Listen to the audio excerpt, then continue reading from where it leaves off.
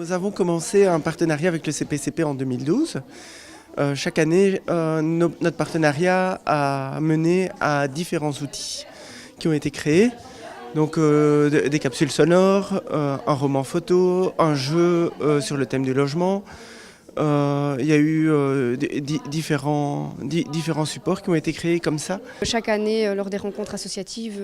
on présente notre travail de réflexion qu'on a fait avec le groupe d'apprenants avec lequel on travaille à CIMA. L'objectif de cette matinée, c'était notamment de parler du logement, des barrières qui existent pour l'accès à un logement. Ce qui permet justement de rendre compte aux citoyens, aux autres personnes immigrées, autant aux professionnels du secteur social et aux politiques, justement de se rendre compte des problèmes de chacun par rapport à leur logement, même ça peut être les problèmes d'humidité, les problèmes avec le voisinage, les problèmes dans l'environnement, les problèmes dans le quartier, etc. Et c'était aussi surtout l'opportunité pour nous de présenter ces deux outils, de présenter tout le travail qui avait été fait, d'expliquer un petit peu notre démarche, la manière dont on construit les choses, la manière dont on amène cette réflexion et la façon dont on a construit ces outils. Je pense notamment au roman photo sur les discriminations au logement, où là, voilà, on est vraiment partie des situations vécues avec le public pour petit à petit arriver à une réflexion, à se dire voilà la définition de la discrimination, voilà ce que c'est, les différents types de discrimination, quels sont-ils,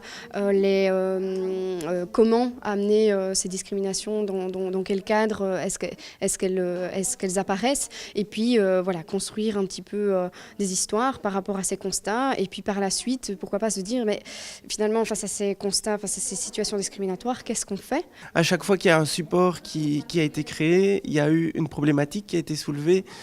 et je crois que c'est important de créer justement des supports différents d'année en année pour soulever des problématiques différentes qui ne sont pas différentes d'année en année, et simplement qui sont différentes en fonction du public que nous accueillons. Mais donc nous pouvons très bien avoir un problème sur les discriminations en 2012 qui est récurrent en 2017. Donc c'est pas parce qu'il y a un projet qui sort en 2012 qui n'est pas réalisable et qui n'est pas d'actualité en 2017. Donc chaque année, nous avons créé un support sur une problématique, mais la problématique peut très bien revenir 1 an ou 2 ans après par rapport à des problématiques qui sont rencontrées par les citoyens belges. L'idée était vraiment de sensibiliser au sens large, d'échanger, de voir aussi